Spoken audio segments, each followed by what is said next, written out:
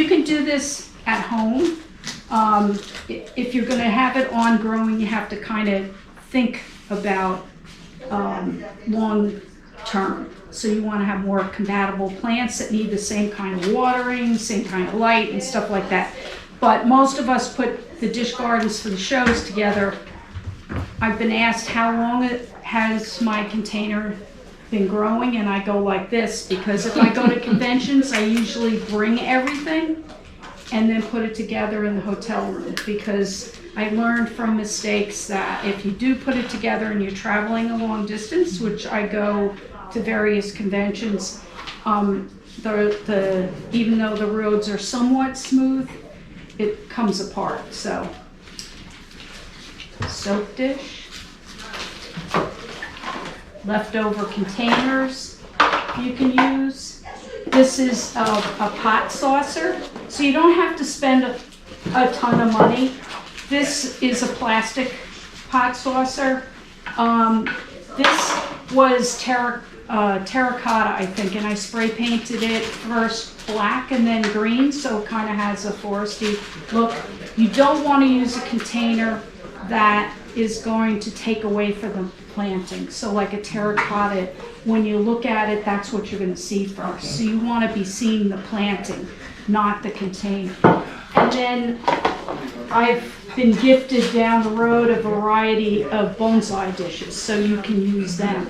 I personally like to do small, and it requires less plant material, but when you're doing small, everything, your leaves, your size of your plant, your proportion and your scale are smaller.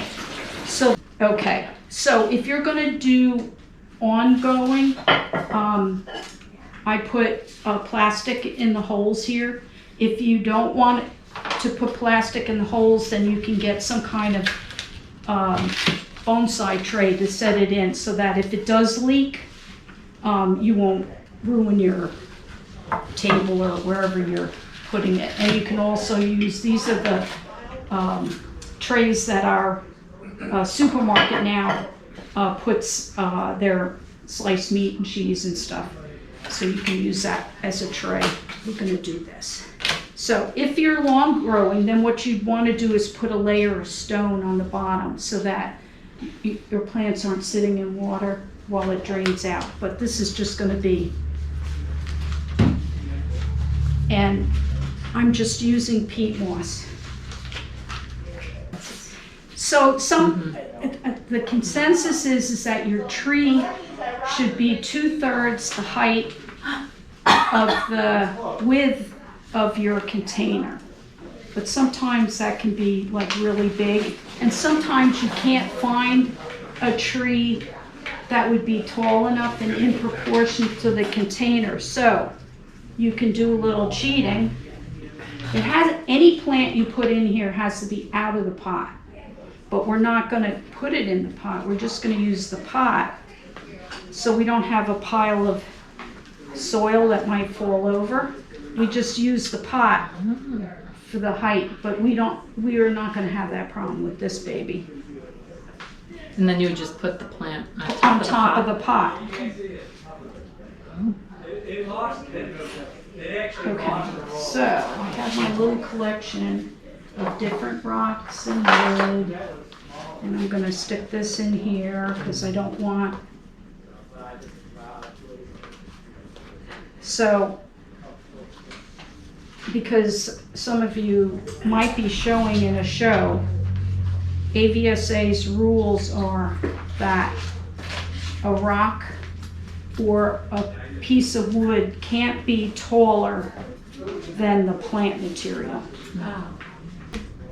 I like to, depending on the size of the container, I like to do things in threes. Uneven numbers are more pleasing to the eye than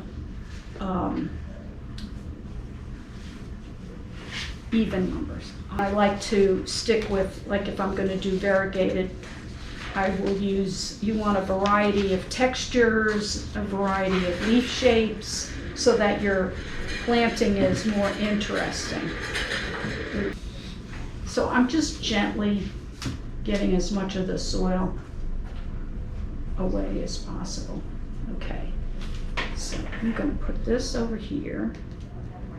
And you can have things in a violet work as an area to show. You can have things hanging over the side of the container, but it can't be touching the ground. Now, the whole point of this, and usually I use a medicine cup, but I couldn't find one. I will put this where I'm going to put my violet, so that I can pretty much finish the whole thing and then just be able to plop the violet in, and I don't have to worry about getting the leaves totally trashed.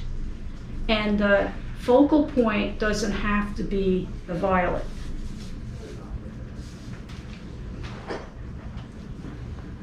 And I found that, so now what I'm doing is I'm covering the soil with the perlite and vermiculite soil with the peat moss, so that you don't see the ugly stuff. So I just like mess around, you know, from one piece. But the stuff, the rock and the wood that I'm using, I want it to look as natural as I can. Unfortunately, I live in an area where there's a lot of woods and stuff, so I can. Okay, that's better.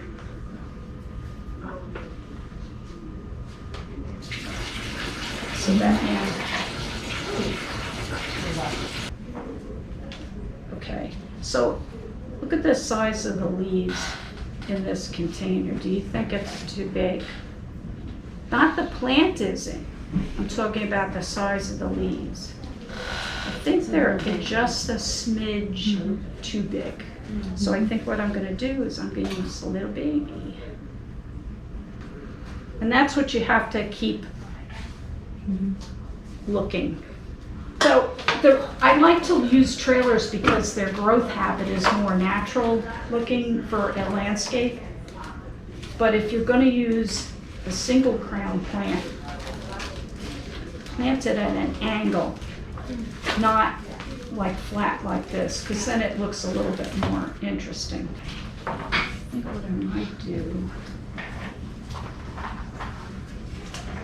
Okay, so I'm going to put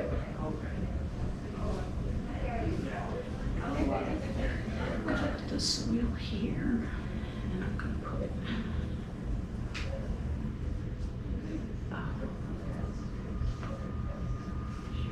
so I'm going to put it at an angle, because if I put it like this, it's kind of going to be boring.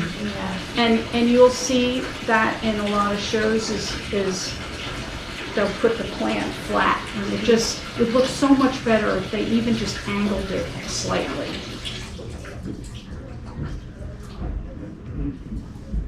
And I have the little rock in front of it, so it adds some interest. Okay, I'm gonna move these guys around. Okay. So now I've got pretty much the landscape plan done. Moss, it's been really dry. This was green when I took it out of my yard, but this was dry. And I picked this yesterday or Thursday, I can't remember. But anyway, this is moistened sphagnum moss, and I just laid it on here and watered it. And this was brown. And in 2 days it greened up really nice. And then what I do is I'll take like Raid or some insect and just spray it, just so that there's no, you don't want, the worst thing to do is having your container card judged and there's creepy crawlies running around. And I have cedar trees around, so I pick off the cedar trees. So I spend actually more time finishing the planting than I do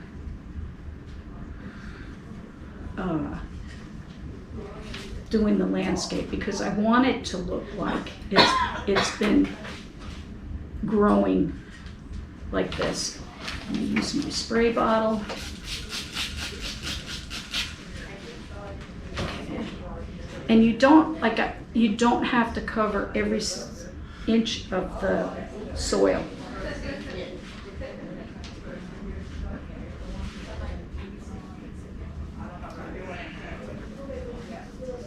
Okay, so now I'm gonna make a path.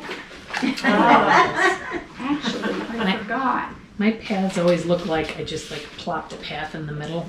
It doesn't And look don't, good. if you're gonna plant it ahead of time, don't put the path in until you get to where you're going. But you can take either silicone seal, don't use hot glue, because hot glue, if it gets damp, will separate. So you can just take silicone seal, works the best, and make yourself a little stone wall, and then you can just put it in. Or I just insert the little pieces.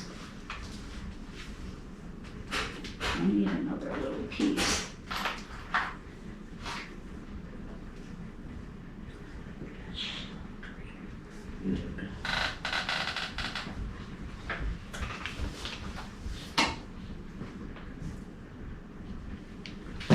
So I just stuck them in to make the steps. Oh, nice. Okay? If everybody can see that. Oh, yeah. Mhm. That's cool. Pretty. And so these are stones that you can get either in, I think Michael sells them now, or you could get them at an aquarium pet store in the section. They have a little, this has pink, brown, and white, and then these are just beige. And I'm trying to decide if I put, no, pink is going to clash with the flower color. So I'm just going to, and this is another thing that you want to, like I said, you want to do. I'm just wetting the soil. And that's the other thing, you want to make sure that your plants, I usually spray the root ball before I plant it, and I forgot to do that. I like that rock. I have so much stuff that I forgot I had it. Okay.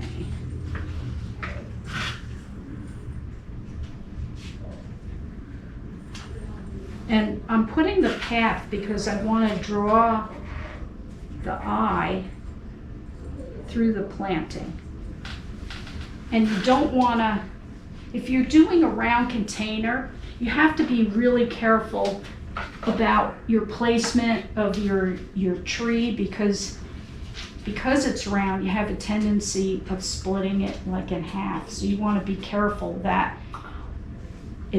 doesn't look split in half. So you'd want to put your tree offside and some bushes around here so your path is coming in and not just straight down the middle. So if this is going to be ongoing, everything that I've used here is fairly compatible. This is going to get a little bit bigger. So that's the other thing. You need to have plants that are not only compatible for light and soil and watering, but also that they're going to stay relatively the same size. So because I just do things for the show, I don't have to worry about that. This calaria can get like about this big, so that would become the tree. And the leaves would be like about this big. So, and if I was, when I do container gardens for the Gesneriid Society, because there's such a wide range of plant material, I don't use any non-Gesneriid. That's my choice. You get, it will do better if you're using more Gesneriid material than non-Gesneriid material because of that. but it's personal preference. And also, you'd have to be growing a lot of plants, which I do. But what do you think about the size of leaves? It's considered a miniature syningia, but I think the leaves are just, the size of the plant isn't too bad. But if the leaves were all like this size, Yeah. and the flower is kind of big for this size container. Now, if you were doing something like this size, or even the oblong container, you might be able to get away with something like that. I don't like to use standard violets because they're just way too big, and if I did, I would probably break it down. And also look at the flower. You know, you see some of the plants for sale here, and they're just a giant head. Once you get it planted in here, I've cut flowers off because it was too much. Yeah. If this is on growing, I would suggest having holes in the bottom and setting it on a tray, because and I would put a layer of rock on the bottom just so that if there's extra water in the soil, that it doesn't, it has some draining. But it's best if it's on growing that you have holes. So if I was doing one of these, I would just leave them like this and then put them on some kind of tray. And then that way, just use like a water bottle. A moss is really hard to keep because you're almost having to spray it every day. And what we do at shows is I would stick skewers for shish kebabs or something, stick them in there and put a bag over it overnight. And then you have to remember to take it up before judging. And then the spray bottle is underneath the table, so I could just whip that out and give one last spray. Sometimes I want my path to look like it's actually a water, you know, like a stream, in a stream, so it's wet. So I'll spray that. I've seen people use melted wax to make like a waterfall, but that kind of looks cloudy. So waterproof Gorilla Glue dries crystal, but it's shiny, so it looks like water.